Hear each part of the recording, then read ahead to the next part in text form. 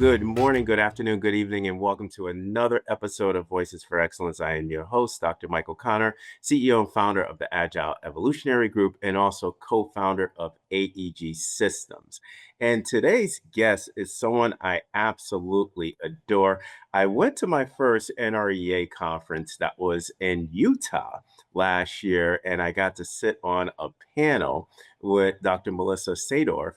And it was just such a compelling conversation. But more importantly, Dr. Sadorf, I want to tell you the NREA conference was absolutely phenomenal. And to my audience, if you have not attended NREA conference, please make sure it's 9 weeks away. We're going to talk about when that is going to be happening and what to expect and some of the great sessions as well as the workshops and keynote presenters that are there that will be there and not in the short 9 weeks. It's going to be faster than you think. But yes, we have, I call her a superstar. She certainly is.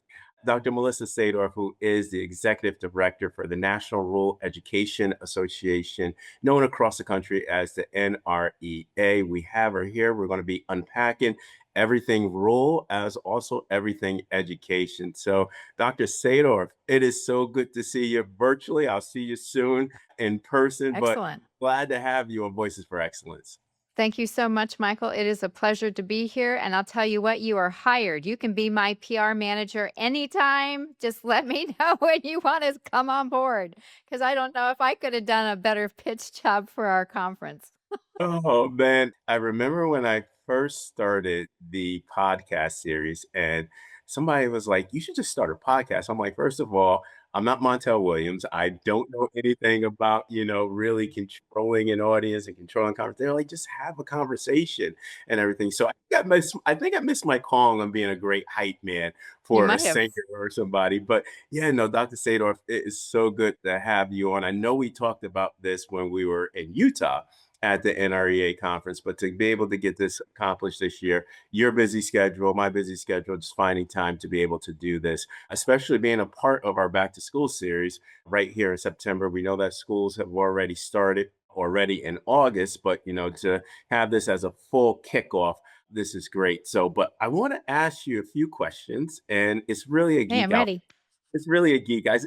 I always like to say it's a non-traditional podcast because it's a podcast that's all predicated on geeking out. So let's geek out with this. But Dr. Sadorf, as the leading voice for the National Rural Education Association, better yet, I'll even say this objectively or subjectively, the leading voice for rural education.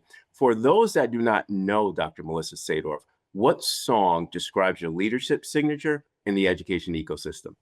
I love this question and I love that we start with it because I will geek out with you anytime over music, but I have to say it's I Won't Back Down by Tom Petty.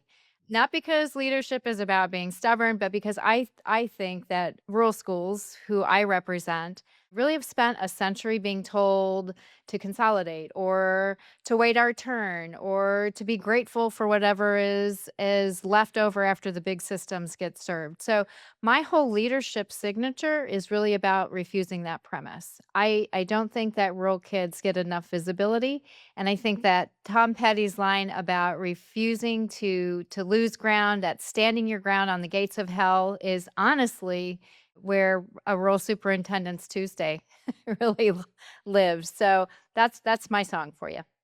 Yeah, and Dr. Sadov, I'm glad you brought that up, right? Because this was one of the this was the logic for you to come on to Voices for Excellence because I think that rural education, specifically rural districts, rural schools, do not get that attention as you stated, the visibility. And to my audience, I don't know if you know, there's a misconception that large urbans or urban districts are the largest in public charter education across the country. But if we think about it, rural school districts across the country is the biggest cohort in education in North America. And a lot of people did not know that specific data point. I'm like, yeah, no, that is not urban education. It's not the urban institutions that dominate the students across education holistically in the United States. It are rural schools. And I always, and there's this disjunction, Dr. Sadorf, and hopefully we can be able to clarify it, is that we have the biggest population in education, but they're still fighting for resources, the scarcity of resources in our rural schools and rural districts. And the biggest population, that disjunction or that tension, hopefully we can be able to unpack and clarify and advocate for these students as well. But I really loved how you said, I won't back down, because every single rural leader, every single rural teacher, every single rural collaborative engaging in you, there's that consistency of, you know what, we're going to continue to fight for our students, fight for rural education, fight for the visibility, and moreover, to ensure that we are getting what we need to be successful, like the urban institutions, like the suburban institutions or suburban districts that we see with that. But I want to talk about your book, Dr. Sadorf, The Resilient Rural Leader. I just absolutely love the title of it. You wrote about rising to the challenges of rural education. Now, during this era of rapid change in education, we saw, I always like to classify it in the BC, DC, and AC stage: before COVID, during COVID, and after COVID. We saw in the BC stage, rural educators, rural leaders, rural districts really fighting for resources. Now we have this raptivity of change, of transformation that we're seeing both in our economy and in education. But when we speak about this specifically, how do rural leaders address the challenges, but at the same time maintain that perspective of opportunity? Yeah, that's such a great question. And I think I want to start by laying the foundation that rural communities have always seen the school as the center, the hub of that community. Typically, they're the largest employer, they're the largest purchaser, they're where healthcare is accessed. They're an emergency shelter during a crisis. I mean, I just had a conversation with a woman that lives in Eastern Kentucky, and they're having flooding and massive flooding. And where people gathered when they lost their homes was the school. It is the only building in the whole town that, is walked into voluntarily by everyone in the community. So it's not a metaphor that they are truly the heart of that community. When a school makes a decision, it's really making a decision that affects the whole ecosystem, whether it's labor policy or housing or economic development. And that's different than it is in a large school system or a suburban system. And that, I think, makes it a unique place to operate, whether you're talking about structuring services for the community, or if you're talking about, being the anchor institution for your CTE programming and being that workforce development engine in the community so that students that leave your doors after high school have a road to stay home and not have to leave, and still be able to get a living wage. So I think that there is both challenge and opportunity that is all wrapped up into that. Yeah. And, as you were unpacking your answer, Dr. Sadorf, one thing that I kept going back to was my partnership with Mosquero Municipal District. That's in New Mexico. Shout out to Jana, who's the superintendent that's out there. And one of the things, as I was working with her and working with Mosquero, I noticed that, and this was again me expanding my capacity about rural education, is how that is the centralized hub for everything, right? Everything was centralized around what Mascaro was doing, the decisions that Jana was making and her team were making as well, impacted a community in totality. And I'm like, wow, it's not just isolated challenges within a rural district. It is a shared, interdependent challenge that they're addressing, but the opportunities, it's like all boats rise with that. I loved how you said that, it is the largest employer, right? And when we think about being the largest employer always impact the economic threads of that community as well. So challenge and opportunity, I always like to say, what's that equilibrium? But we really see it elevated within rural communities. But Dr. Sadorf, I can say this, and I'm happy to say this on VFE. You are the executive director of the oldest national education organization in the country. I was like, "Ooh, I don't want that type of responsibility," but yes, And don't mess it up. That's what the board says. No, they don't say that, but I say it to myself. Yes, I have a large responsibility to make sure that this amazing institution that's been around since 1907 continues to grow and thrive. Absolutely. Since 1907, the National Rural Education Association has been operationalized and having great impact. But Dr. Sadorf, fast forward to you under your leadership. This is your third year now, I believe, in this No, oh, I'm well, just finishing my first. I know it seems like it's been 3 years, but no, it's only been a year. it's only been a year. Well, after year one, this question is so appropriate. And so, after year one as the executive director of NREA, I know you're still like, wow, ED of NREA, the old organization in the country. But what are the goals? And I know that you're still refining, adapting those goals, testing them out in year one, moving into year two, doing some constant iteration to what those goals and objectives are. But what are the goals and vision mandates of the NREA that need to be accomplished this year in the 26-27 academic year? Yeah, I love this question. My board and I, when I first came on board, actually did some strategic planning together, and the board adopted the first 5 year strategic plan that was built directly for member and affiliate input, included in that, alongside our first annual report in NREA's history that just came out last month. And both of those really signal what I hope is seeing as transparency. So, if we're going to be asking policymakers to trust rural schools with resources, we have to make sure that we're modeling that ourselves. So, there are 5 goals, and I'll just give them to you quickly. The first is to grow and diversify our membership so that the voice that we carry to Washington is demonstrably the field's voice and not just our opinion on the executive board or as the director, what I think about it. It needs to reflect our membership's voices.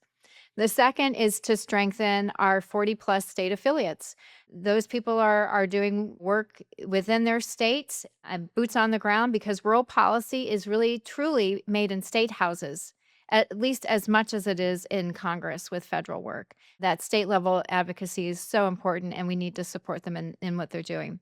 The third is to diversify our revenue beyond the conference. Yes, we have an amazing conference, and I hope we get a chance to dive into that a little bit, but it is really our only source of revenue outside membership right now. So advocacy capacity does not rise and fall with one event. We need to make sure that we're a little bit more protected in our bottom line than that. The fourth is to establish NREA as a standing federal voice. We visited more than 60 congressional offices this past year, and the goal is to move from visiting really to being called when there's a rural issue at the table. And then the last is really to develop and build professional learning designs with rural context at the center. So not big district PD with the word rural pasted on it, but actually specifically designed for rural practitioners. So those are the things that I've been tasked with standing up. Those are not going to happen in a year. Those are our longer term goals, but we are certainly making inroads into ensuring that those things are starting to happen. Yeah, and Dr. Sadov, I can tell you just by the work that you're underscoring and the work that NREA is underscoring, I can see several of the strategies that fall into the goal buckets that are being applied. One of the things that I'm like, wow, this is great. And I said this to myself intrinsically is how you are being so deliberate and intentional to make sure that rural education is a part of the broader national discussion even at the federal level. I know that you have been engaging in a variety of different activities at the federal level. And I already see the association of Goal 1 and Goal 4, knowing about the strengthening the state affiliates. Yes, I tell you, the state affiliates that I see across the country are definitely advocating and have a strong voice out there. Diversifying the revenue. So, one, I want to just be able for you to the main revenue generator, which is the conference, if you could be able to talk about that, give my audience some dates. And then also, two, possibilities for that goal 3 around professional learning. I think that specifically in the rural context, right? How do outside of, let's say, the NREA affiliates or NREA membership, someone like me or someone like my audience or individuals like my audience, how would they get engaged with professional learning activities that has that rural underpinning and the principles of learning to be able to support rural education? Yeah, love this question. So, the National Forum to Advance Rural Education is our conference that happens once a year. This year it's in San Antonio in October, the 19th through the 21st, down on the Riverwalk. And you can go to nrea.net and get more information about the conference. Registration is still open, and we'd love to have you there. Some of the things that we're standing up as far as professional learning, we have a National Rural Principal Fellowship that has already launched, and we are looking for applications. That group of up to 30 leaders is who we're going to start this process with, is actually going to start their fellowship at the NFAIR conference, where they get a chance to meet each other in person as well as the facilitators. We've got two amazing women out of Appalachia University who are also the affiliate directors for North Carolina. Nancy Magnum and Teresa Gibson are the two that are putting that fellowship together, and they'll be facilitating all year. So we'll start at the conference in October. They'll have some virtual meetings during the year where they'll dive into a bunch of different topics that are role specific and needed by the field. We've surveyed our members and they've told us what they need information around and what they need support around. So we've built the fellowship to reflect that. And then they'll have a capstone project that they'll be revealing at the NFAIR conference next year in 2027 in Albuquerque. So they'll round it out with another opportunity to get together in person. And so it's doing things like that. We're also looking at potentially doing the same kind of programming for superintendents, for women in rural leadership, doing something with them. And really it Michael, it's really important to hear from the field. What do they need us to stand up? And so we are being responsive to what we're hearing from our members because that's when it's best. That's when there's a synergy about what we're providing and what they actually need. And that means that we're hitting the mark. I don't want to put something out that really isn't going to resonate with the field.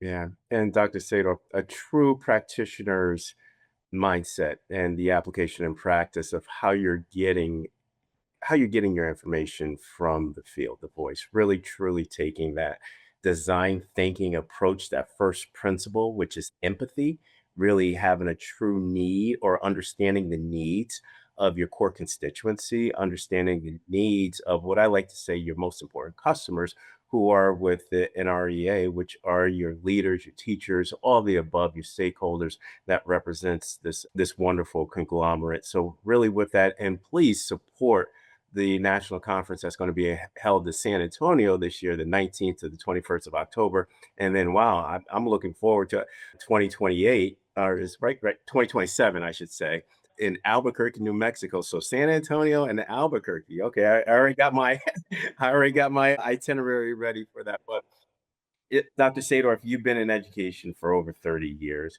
lived a multitude of different positions within the ecosystem, or I should say within the sector in itself, your approach with how you're designing strategies within your strategic plan, taking the voice of our practitioners. Now, let's go back to actually living in the field, right? Where we often know rural superintendents. I remember Jana. Jana had about 10 different hats on that she was wearing, and Mascaro and working with her intimately. But we know rural superintendents often have to navigate with multiple roles within their learning organization. The sharing staff, is a common practice, resources, partnerships, strategic partnerships. I'm saying this, and I want to say this objectively, right? Rural leaders in rural districts are the most innovative and creative individuals that I know because you have to be able to be innovative and creative because of the scarcity of resources. But in the context of cross-sector and interdisciplinary partnerships, Dr. Sador, what approaches that rural superintendents and districts should embark upon to deepen the level of innovation and creativity with the scarcity of resources that are available to this very important sector? Well, I want to start with what you said, and your friend Joanna is living. Everybody frames multiple hats, and that is a thing, and they frame it as a burden. And I would say some days, absolutely, it's like, whoa, I cannot fit one more hat on my head. But here's what nobody says, and that is that the rural superintendent is the only person in American education that sits at the intersection of transportation and nutrition and health and workforce and broadband and instruction and has the authority to act on all six at one time. In a large system, that is six departments, and they're going to need a memo. But in a rural district, it's one person and one decision, which means things can move quickly. four approaches that I think are worth naming. The first one is stop partnering for programs and partner for capacity. So a 1-year grant funded program leaves when the grant does, but whether it's a shared position or a joint contract or a co-op agreement, that can change your cost structure permanently. So, ask of every partnership that you're going into, does this still exist in a year without new money? And if it does, then that's what you want to move forward with. The second thing I would say is that regionalize the scarce role, not the school. So, there's a lot of talk about closures and consolidations, and that can kill a role conversation before it even starts, and it should.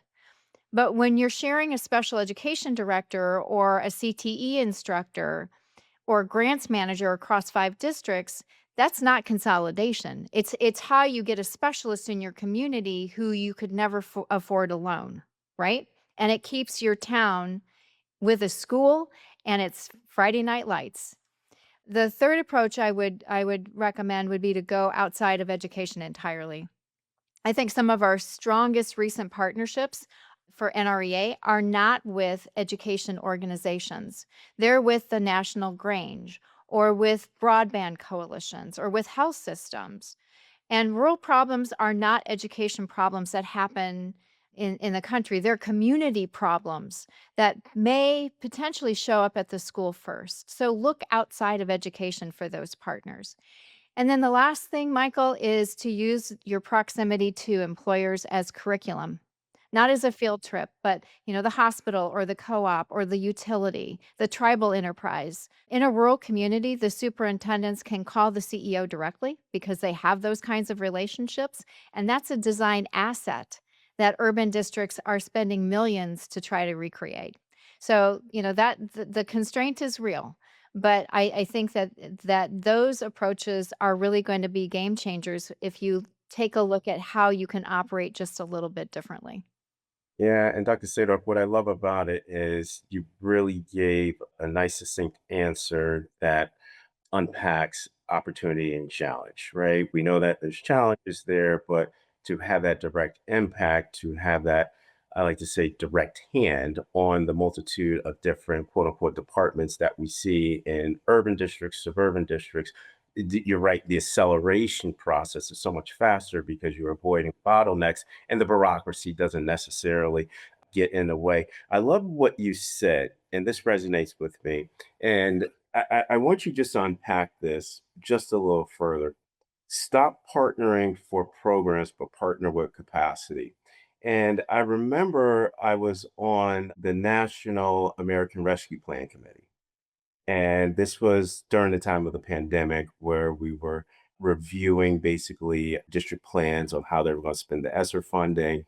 And I remember one meeting, and this was years ago, Dr. Sadov, where there was roughly, I believe, about 60, it was up to about 60, 70%. I can't remember the exact number, but 60 to 70% of districts nationwide were putting heavily investing in people, right? Yep, the sustainability, if we're investing in people, where we had so many candid discussions around how do we invest in capacity, which will be able to give us the organizational or academic return on investment, where if we just invest in program people, ultimately when the money's dry up, the programs and the people are going to have to be eliminated, i.e., this kind of fiscal cliff that we're seeing or we have been seeing within the past 2 to 3 years. Dr. Sador, how do we move kind of like that educational cultural dimension from investing in programs people? Obviously, I'm not saying we don't invest in programs at all, but strategically invest in programs, but truly put the real investment in capacity. Yeah.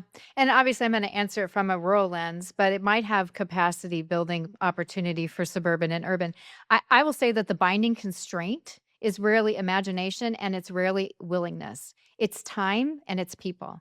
And a superintendent who's also the transportation director and the Title IX coordinator does not have a spare Thursday to build a cross sector coalition. So, the honest answer to how do we innovate with scarce resources includes this, it includes some of it we can't do alone.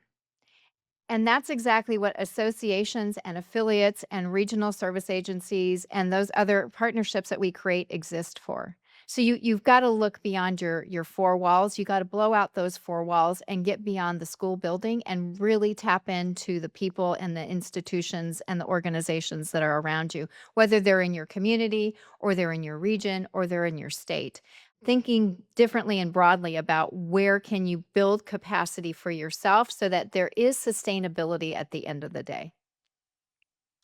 Absolutely. And Dr. Sadorf, you have highlighted what I've been saying we need to do in public education, right? We need to think differently. We need to find strategic partnerships that are outside the education ecosystem and be lean to be able to accelerate and elevate innovation and creativity. So now, Dr. Sadorf, I want to talk about this with rural education and our new generational learners, generation alpha. Now, it's funny you say this because I did a keynote workshop where I went through the exercises of the generational transitions in the BC, DC, and AC stage and how we support Generation Alpha and Beta, who we just welcomed last year in this new AC 2035. And rural education and Generation Alpha, first AI natives, Generation Beta are considered the quantum natives. Now, rural education and rural leaders already has a strong baseline around innovation and creativity and being able to have what I like to say this adaptive model, but an underscoring leadership principle of being lean, right? But when we think about this AC 2035, the context of future of the world and the future of the work, how does leadership and systems design need to look differently for a generation alpha in this role context? And what does that mean for leadership and professional development, as you talked about professional learning in the context of building capacity in alignment with these evolving economic shifts? I'm going to break this down into three different buckets. And the first one is the kids. I think that the risk for rural students in the AI era is not that they lack access to the tools, because I think access is closing faster than people think. I think the risk is that they're trained as consumers of systems designed for somewhere else, for an economy somewhere else. And so when they leave, the talent leaves with them. I mean, the question that I care about is whether or not a 15-year-old rural student can use is not whether she can use AI, it's she can. And she can probably use it better than most of the adults in the building. I think the question is whether she can build with it here in this rural place and make a living doing it without having to take a U-Haul to somewhere else. So that's what my concern is. Rural places are a place where AI should be thriving, and we need to make sure that we're standing up something so that it can. The second thing I think is to your point, systems design. So, design for the one of one teacher is important. So in a rural high school, there's one physics teacher or maybe none. And any system that designs that's assuming departments or PLCs of 6 teachers or instructional coaches is not a rural design. It's just not. And so AI's promise, I think, here is really to be a capacity multiplier for those singleton teachers. I think that treating connectivity as instructional infrastructure is a way to look at it and not just the IT department or the guy that's down there and he'll fix your computer when it's not working. But the real concern is that no AI strategy survives a home with no broadband, and we still have access issues, and that's why NREA is really in broadband coalition work. We still have kids that are not connected. And then the third thing is professional learning, to your point. And rural PD fails for structural reasons, not because they don't want the PD, not because they have a disregard for it, but you can't pull a teacher for 3 days when there's no substitute within 60 miles. So the professional development has to be job embedded, it has to be asynchronous, and it has to be available in 20-minute pieces because that teacher is not only teaching during the day, but they're coaching and potentially driving the bus home. So, that's something that I think is something that people need to understand. I mean, when your nearest colleague teaching your subject is 2 districts away, you have to build a system or a network intentionally so that it that PD can happen in a way that's fruitful for all that are involved. So that's precisely why we're, developing professional learning that's designed with a rural context at the center. That adaptation has to happen. Yeah, absolutely. I love your answer with that. And I'm going to steal this from you, Dr. Sadorf. One of one, right? And having AI be a capacity multiplier. I concur with that. It's just, Dr. Sadorf, rural educators and rural leaders, institutions, just the level of innovation and, an example that you provided that AI is a capacity multiplier where we're seeing how our rural leaders are executing this because yes, Melissa, I was shocked when I heard that, oh yeah, the next closest district to us is 50 miles away. I'm like, what? I was just completely appalled when I was hearing that. And they were like, yeah, we have to think outside of the box in order to be able to create sustainability or sustainable systems within our district. And the one of one, I have been seeing many of that, but the creativity that is embedded for that. And then also, too, and I just want you to expand on this. Every single rural district I talked to, and I fell in love with this because I'm like, man, did I miss out on something? But they talk about the importance of preparing students to support their community. Community is their overarching focus of this is our community. We love it. We want to continue to expand on it. We want to be able to build the next generation of students to be able to continue the work and to push the work that beyond what we're doing right now. Every leader I talk to that's a rural school leader talks about that. Elaborate and unpack that for me because I think it's just so fascinating. How is it where now community becomes so important, so grounded in everything that you do in rural education? Yeah.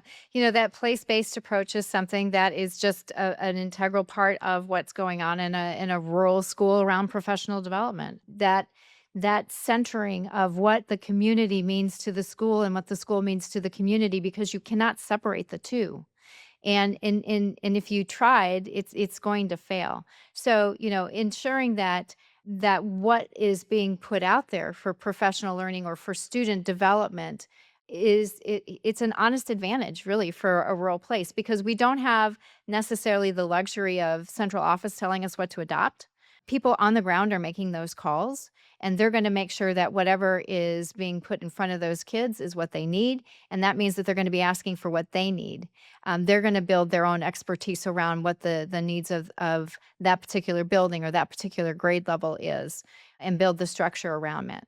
So, the alignment that I would argue for as a rural practitioner is between professional learning and economic agency. To your point, they're part of that engine, and not just can our graduates work in the AI economy, but can our teachers and our leaders read what's happening out in the community and then redesign a program to respond to it and stand up professional learning around that. And in a rural district, the superintendent certainly has the capacity, as do the principals, to be able to do that in a very different kind of way. Yeah, yeah, and Dr. Sadov, I have seen this. Like I said, I've worked with John Adas down in New Mexico, and then also a rural district in New York, and I just see that systemic alignment, two different, fundamentally different parts of the country, same absolute focus. So, and I want to expand on this question. It's pertaining to goal 4, which is around the federal voice, right? And then using goal 1, which is around the growing the membership and the voice from the field. And we know that NREA, right? You're heavily involved. I know that there's goals and associated strategies with that, heavily involved with the federal government. And we're seeing, and I just want to just concentrate on this specific slither within the education ecosystem, which is around artificial intelligence because it's dominating the conversation. I was at a conference, Dr. Sadorf, where the keynote was there, and then I was speaking after that, And there was a contentious debate within the keynote, especially from the superintendents of the state, where they were proposing legislation to ban AI in schools. I'm like, well, they spend up to 3+ hours outside of the school confines on some type of artificial intelligence or intelligence system or some type of disruptive technology. But if the NREA could shape one piece of the national conversation around AI policy to protect rural schools and their interests in this specific AC stage, what would it be? And why should policymakers keep this at the forefront of every vote in the context of the rural school environments, rural school districts, and then more importantly, the whole conglomerate of NREA? Just one thing, huh, Michael? If I could change one thing, I think it would be the delivery mechanism. When you think about it, almost every federal AI education dollar right now moves through competitive grants. And that sounds fair, but it's not.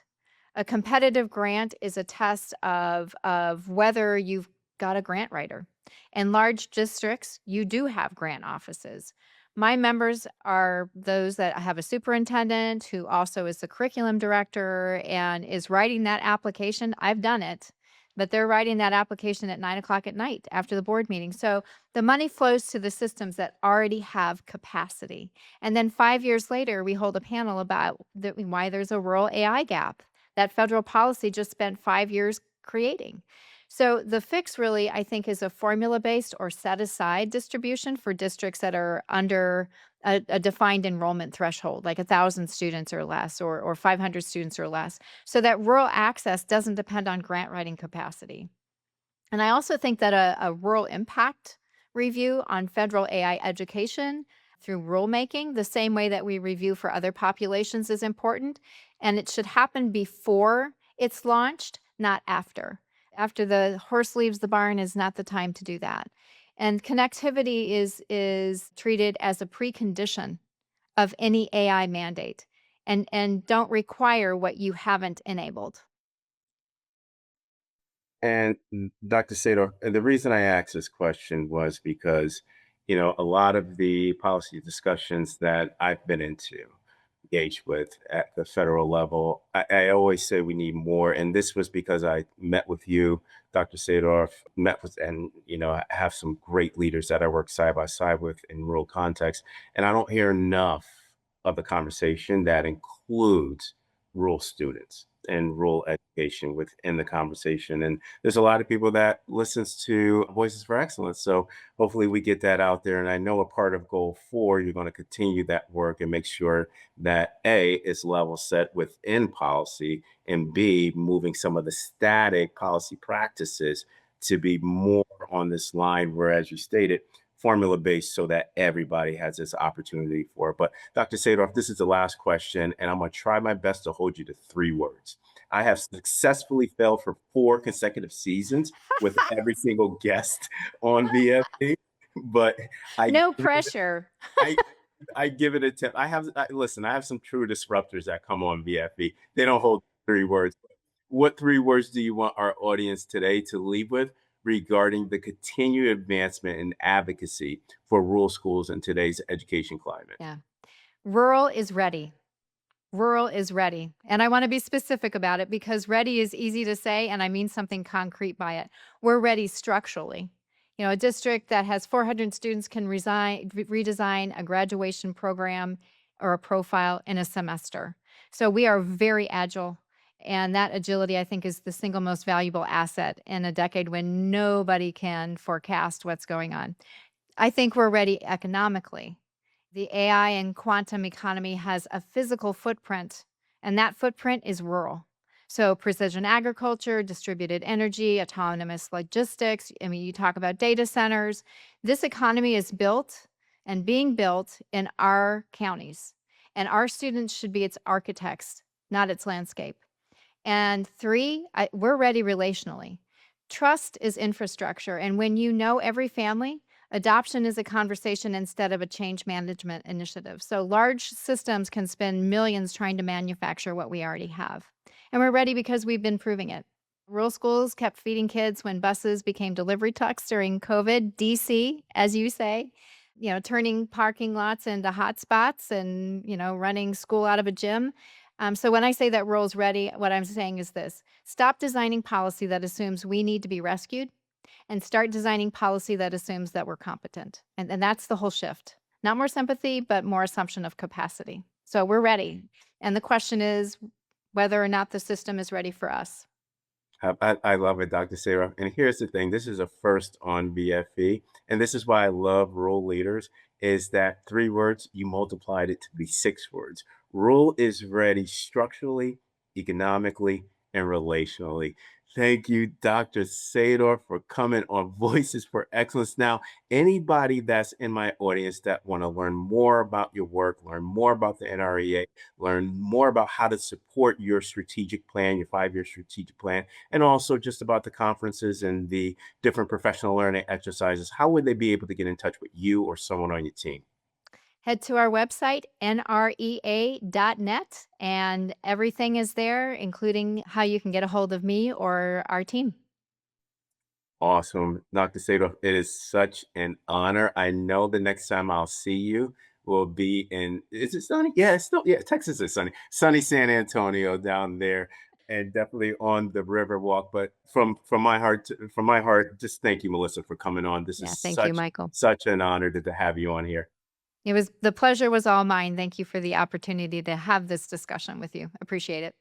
Absolutely. And on that note, onward and upward, everybody. Have a great evening.